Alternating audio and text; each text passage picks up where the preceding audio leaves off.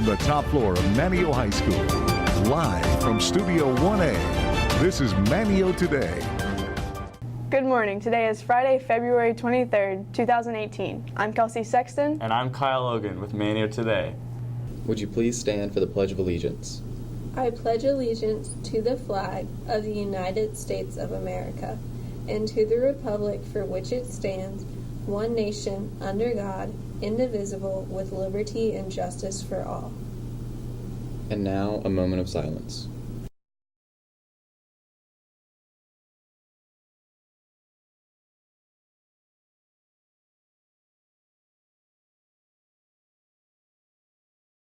Coming up today, seniors will go to the auditorium during IT to receive your scholarship packets and information. Mathletes will meet with Miss Brown during IT, and the cooking club will meet with Miss Wheeler in her room during IT. Good things are happening here at MHS. Freshman Evie Gallagher and sophomore Rebecca Eller, students in Mr. Nichols' creative writing class, created a bulletin board to advertise the school's upcoming poetry slam. In Miss Holland's honors anatomy and physiology class, here they show the stages in the healing process with either a Play-Doh model or a drawing of the bone fracture healing process. We continue our ACT tips and tricks to help you take the ACT. With tips for improving your ACT score, you can quickly improve your section scores on the ACT if you remember to use these 18 tips before and during the test. Let's recap. English tips. Choose the most concise answer.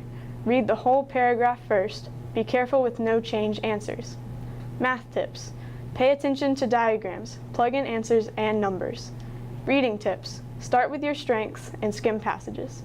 Science tips. Do the conflicting viewpoints section last. Rely on visuals. Essay tips. Pre-plan examples. Write a great intro and conclusion. Overall AC tips include skip hard questions, use the process of elimination, and bubble at the end. Also, answer every question, get a good night's sleep the day before the test, eat a hearty breakfast, and stay calm. Remember, these are quick fixes that aren't substitutes for studying content and gaining a deeper understanding of your mistakes. Congratulations to Madison Sawyer, who represented Manteo High School in the annual Regional Kid Wind Challenge on February 3rd at CSI. She was required to research wind energy, present information to a panel of judges, and constructed a wind turbine out of recycled materials. The constructed turbine was put into a wind tunnel where the amount of electricity produced was recorded. The scores from the presentation, turbine construction, and electricity produced were compiled to determine the winners.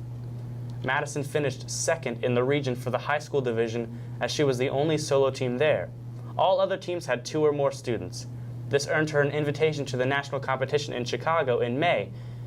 However, the AP exam is during the same time as the competition, so according to her teacher, Mr. Leary, she has opted out of the national level competition. If you heard babies crying on the second floor Tuesday afternoon, Ms. Gorham's 5th period child and development class were assigned their Real Care babies to start off their weekend experience on what it takes to be a parent. 10th grade AVID students have begun work on their mock campaign project. Each fictitious party was given $10,000 at the start of the campaign. Students are afforded an opportunity to raise capital during their platform pitch. During the duration of the project, the party members advertise for their candidate through posters, videos, and media outlet interviews. Candidates also participate in a debate and give a final speech before Election Day. Last week, students in Mr. Leary's Earth and Environmental Science class created wind turbines with Miss Brown, who is the education curator for Jeanette's Pier. Good morning. I'm Warren Brown. Logan Marshall has the morning off. Looks like spring weather will continue into the weekend, which means you can enjoy the beach. Looking at our current temperatures, here in Manteo it's 62 degrees. So for today, nice and sunny with a high of 65. Tonight, mostly clear and a low of 55. Partly cloudy tomorrow and warmer with a high of 75. Sunday, partly cloudy and just a slight chance of rain. Maybe a pop-up shower in the afternoon and a high of 76. Back to school on Monday, partly cloudy skies and cooler with a high of 59. That's your weekend weather. Get out and enjoy the sunshine. Students, teachers, and staff, Manteo High School is organizing a poetry slam. If you have an original poem or rap that you would like to share, or if you can freestyle, come by Mr. Nichols' room and sign up on the bulletin board outside of his door. Once they have 10 or 12 people who would like to perform, the Dare County Arts Council has agreed to host our slam at their building in downtown Manteo. Let your light shine, let your creativity flow, and share your art with the Manteo community. The talent show is on March 17th, and we are still searching for talent. We're looking for a whole wide variety of talents, and we want all grades to participate. So if you have a hidden talent that you want to share with the world, then talk to Ms. Humflett or Ms. Mount today. All talents are welcomed. Thank you. In MHS sports, the varsity girls basketball team had a game last night at East Carteret in the second round of the state playoffs. Here's how they did.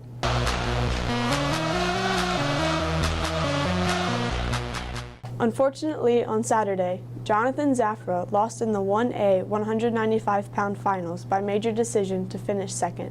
Zafra has had a great career at MHS and has a lot to be proud of. Football head coach Sawyer and several coaches attended a clinic on the campus of Appalachian State University this past weekend. This is Black History Month. In 1874, several life-saving stations were established on the North Carolina coast under the direction of the United States Life-Saving Service. A keeper and crew would patrol the beaches and keep lookout for vessels in distress. Many men in Dare County were employed by the U.S. Life-Saving Service. Richard Etheridge, a Roanoke Island native and former slave who served in the U.S. Cavalry before becoming a member of the U.S. Life-Saving Service, was promoted to keeper of the Pea Island Station, where he selected a crew made up entirely of African Americans. Etheridge drilled his crew daily to make sure everyone knew their duty and performed their best.